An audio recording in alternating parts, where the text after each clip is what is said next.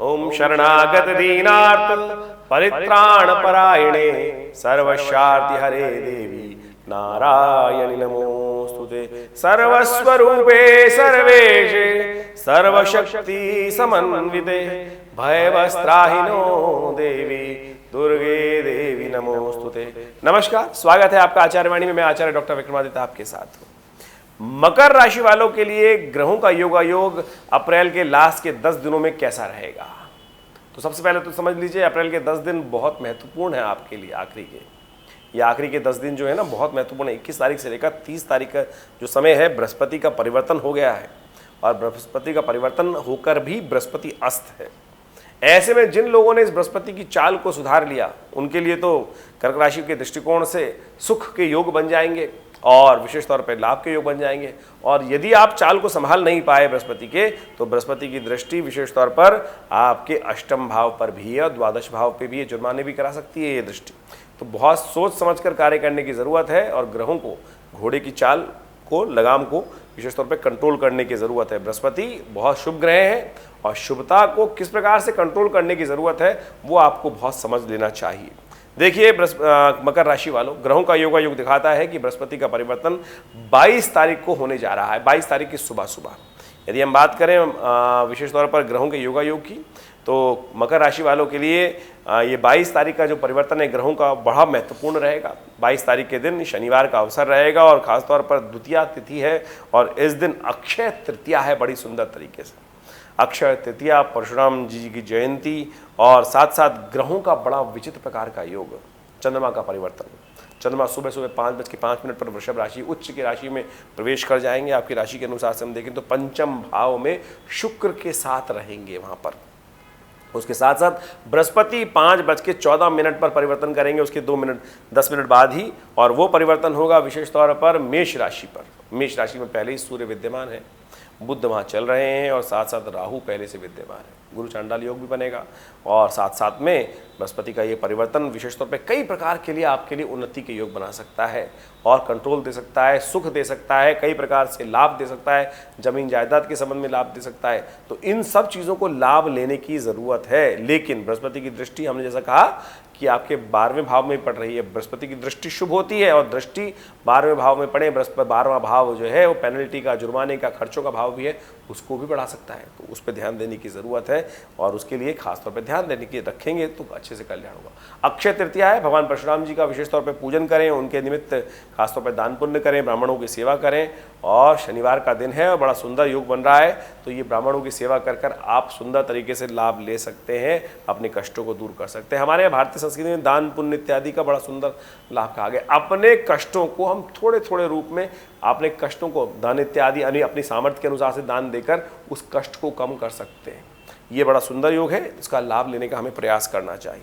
यदि हम बात करें 23 तारीख की, तो 23 तारीख के दिन रविवार का अवसर रहेगा और खासतौर पे ग्रहों का योगायोग मकर राशि वालों के लिए क्या कुछ करने वाला है। देखिए, 23 तारीख को रविवार का तृतीया का योग पड़ रहा है और साथ साथ रोहिणी नक्षत्र विद्यमान है। इस दिन रोहिणी व्रत भी विशेष तौर पर किया जाता है और विनायक चतुर्थी भी रहेगी, साथ साथ भद्रा भी रात को आ जाएगी। अब ये सब क्या कहते हैं? इन सब के ग्रह के दृष्टिकोण से भी हम समझें तो विशेष तौर पर भगवान गणेश की आराधना, माँ दुर्गा की आराधना कर कर आप अपने बहुत सारे कष्टों को दूर कर सकते हैं।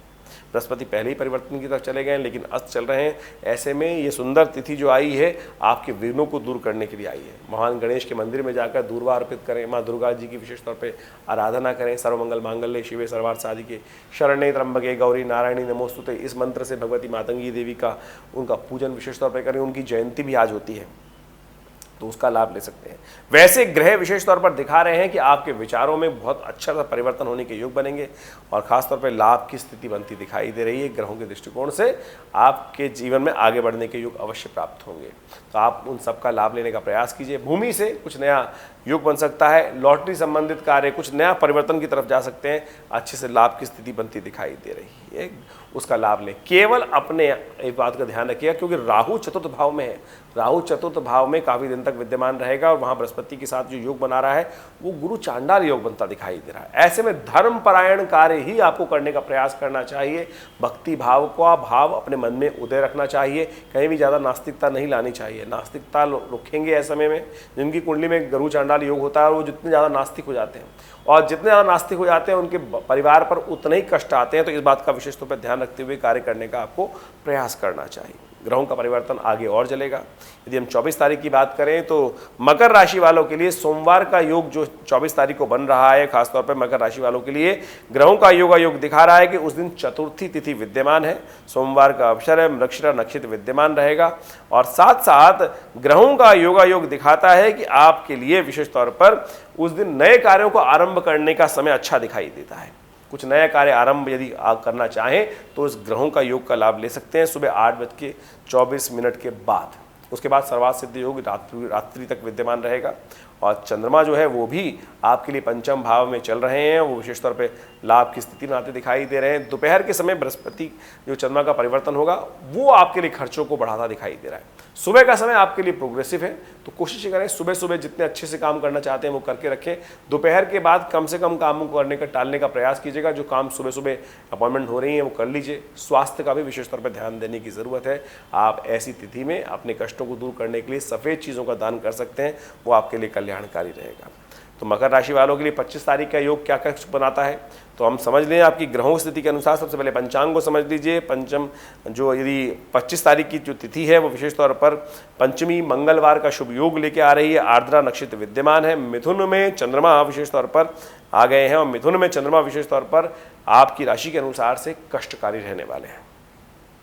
और ये कष्टकारी किस कारण से रहने वाले हैं? स्वास्थ्य के संबंध में थोड़ा ध्यान रखने की ज़रूरत है। आपके शत्रुओं पर थोड़ा सा, आपके कॉम्पिटिटर्स हैं, आपके साथ काम करते हैं, वो आपसे थोड़े से रुष्ट हो सकते हैं। उनसे थोड़ा ध्यान रखते हुए आपको काम करने की ज़रूरत है। अपने कार्यों को पूरी तरह से निगाह रखते हुए कार्य करने का प्रयास करें। आपके जूनियर्स कोई गलती कर सकते हैं और उसके कारण से आप पर उसकी आँच आ सकती है, तो इस पर थोड़ा सावधान रहते हुए काम करेंगे तो आपके लिए अच्छा रहेगा। ग्रहों के योग के दृष्टिकोण से आपको क्या उपाय करना चाहिए वो भी समझ लीजिए। ऐसे में आपके लिए अच्छा ये रहेगा कि दूध का किसी गरीब व्यक्ति को दान करें, या मंदिर में जाकर भगवान शिव का उससे अभिषेक कर लें, या हनुमान चालीसा का पाठ कर लें। कई प्रकार के उपाय हमने आपको बताने का प्रयास किया, इन सब को करके आप लाभ ले सकते हैं, क्योंकि मंगलवार का दिन है, इसलिए हनुमान जी को विशेष तौर पर प्रसन्न करना आपके लिए शुभ रहेगा। वहीं 26 तारीख की यदि हम बात करें तो मकर राशि वालों के लिए पंचांग के अनुसार से तिथि समझ लीजिए क्या कुछ लेके आ रही है। 26 तारीख को बुधवार का अवसर रहेगा और षष्ठी तिथि विद्यमान रहेगी, और ग्रहों का योग कर्क राशि में जिस प्रकार से चंद्रमा का आगमन होने के योग बनते दिखाई दे रहे हैं, लेकिन चंद्रमा का आगमन होगा विशेषतौर रात को 12 बजे के बाद, लेकिन उससे पहले चंद्रमा छठे में ही रहने वाले हैं। तो चंद्रमा का जो छठा विशेष तौर पर योग बनता है वो कहीं ना कहीं से कष्ट के योग देता है, तो उससे आपको बचने का प्रयास करना। जल्दबाजी में कोई कार्य मत करने का प्रयास कीजिएगा। अच्छे से देखकर ही कार्य को फिनिश करना आपके लिए बहुत ज़रूरी रहेगा। और जो खासतौर पर बच्चों के लिए इस बात का भी ध्यान रखें कि उनके स्वास्थ्य का ध्यान रखने का परम आवश्यकता है, और विशेष तौर पर थोड़ा सा वहाँ पर कष्ट होने के योग दिखाई देते हैं। तो ऐसे में गंगा सप्तमी है उस दिन, तो कोशिश है गंगा जल का उपयोग करें। यदि हो सके तो गंगा जल से स्नान कर लें। यदि गंगा जी के आसपास कहीं विद्यमान है तो वहाँ विशेष तौर पर पुण्य करने का प्रयास करें। गंगा सप्तमी भारतीय संस्कृति में एक दिव्य कहा जाता है, गंगा की उत्पत्ति का दिवस भी उस दिन मनाया जाता है। गंगा की उत्पत्ति विशेष तौर पर जिनको जाह्नवी कहा जाता है कि उस दिन भी गंगा जी की उत्पत्ति हुई थी। कथा बहुत लंबी है, किसी दिन उसको उपस्थित करेंगे, लेकिन इस समय में आप गंगा जल से स्नान कर कर, गंगा जल का पान कर कर, गंगा जी में अपने पितरों के निमित्त तर्पण कर कर बहुत सारे लाभ की स्थिति बना सकते हैं। कार्य में अच्छे लाभ प्राप्ति के योग बन सकते हैं आपके। 27 तारीख की हम बात करें तो 27 तारीख को ग्रहों का योग विशेष तौर पर दिखा रहा है कि बृहस्पतिवार का दिन है, और यदि हम बात करें तो मकर राशि वालों के लिए ग्रहों का योग एक तरह से काफ़ी उपयुक्त रहेगा।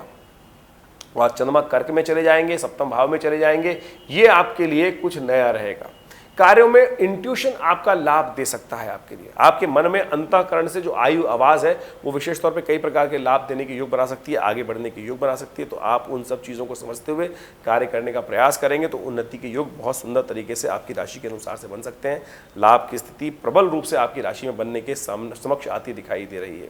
ऐसे में कुछ खास उपाय आपके लिए करना बड़ा श्रेष्ठ रहेगा। भगवान शिव का मंत्र जप, और खास तौर पर एक बात और कर सकते हैं आप। देखिए इस दिन विशेष तौर पर गंगा सप्तमी कई पंचांगों में इस दिन भी लिखी गई है, तो उसका लाभ भी आप ले सकते हैं। माँ गंगा जी का स्नान करें, गंगा जी में निमित्त विशेष तौर पर लाभ लेते हुए काम करने का आप प्रयास करेंगे तो बहुत सुंदर रहेगा। इस दिन सर्वार्थ सिद्ध योग भी विद्यमान है, और साथ साथ विशेष तौर पर गुरु पुष्य योग भी बन के आ रहा है। वर्ष में 2-3 बार गुरु पुष्य योग बन के आता है। तो ऐसे में आपको इस शुभ योग का लाभ लेने का अवश्य प्रयास करना चाहिए। करीब करीब ये गुरु पुष्य योग सुंदर तरीके से विद्यमान रहेगा, तो इसका लाभ लीजिए।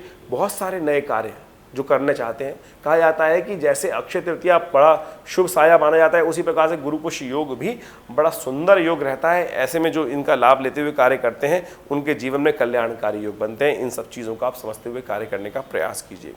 यदि हम बात करें 28 तारीख की, तो विशेष तौर पे 28 तारीख के ग्रहों का योगा योग शुक्रवार है, और मकर राशि वालों के लिए ग्रहों का योगा योग दिखाता है कि अष्टमी और शुक्रवार का योग, उस दिन बगला मुखी जी की जयंती है, और खासतौर पर दुर्गा अष्टमी भी उस तिथि में विद्यमान है। और ग्रहों का योगा योग आपके निमित्त, आपके व्यवसाय में, आपके कार्यों में लाभ के की तरफ इशारा करता दिखाई दे रहा है, सफलता की तरफ जाता दिखाई दे रहा है। कुछ नया पद आपको प्राप्त करने के योग बन सकते हैं, सम्मान में कुछ इजाफा होने के योग बन सकते हैं। तो ग्रहों के दृष्टिकोण से आपको अपने अनुसार से कार्य करने का प्रयास करना चाहिए। और खासतौर पे एक बात का ध्यान रखें, किसी रिश्तेदार के कारण से नुकसान होने के योग बन सकते हैं, इसलिए अच्छे से जो भी कार्य कर रहे हैं, किसी में किसी गारंटी के चक्कर में ना फंसे, अन्यथा नुकसान होने के योग बन सकते हैं। माँ भगवती दुर्गा जी की अष्टमी है, पीली चीज़ों का दान करें, माँ भगवती बगलामुखी के मंत्र का जप करें, आपके शत्रुओं पर आपको विजय प्राप्त करने के योग बनेंगे। वहीं हम बात करें 29 तारीख की, तो तुला राशि वालों के लिए पंचांग सबसे पहले समझ लें। शनिवार का दिन रहेगा, खासतौर पर नवमी तिथि विद्यमान रहेगी। जानकी जी की विशेष तौर पे जानकी नवमी यानी सीता नवमी भी कहा जाता है। इस दिन विशेष तौर पे शास्त्र के अनुसार से माँ सीता का पूजन करना बड़ा ही कल्याणकारी रहता है, और भगवान की प्रसन्नता प्राप्त करने वाला रहता है, महालक्ष्मी कृपा प्राप्त कराने वाला रहता है। तो ऐसे में भगवती महालक्ष्मी के स्तोत्र का पाठ करना चाहिए, श्री सूक्त का पाठ कर सकते हैं।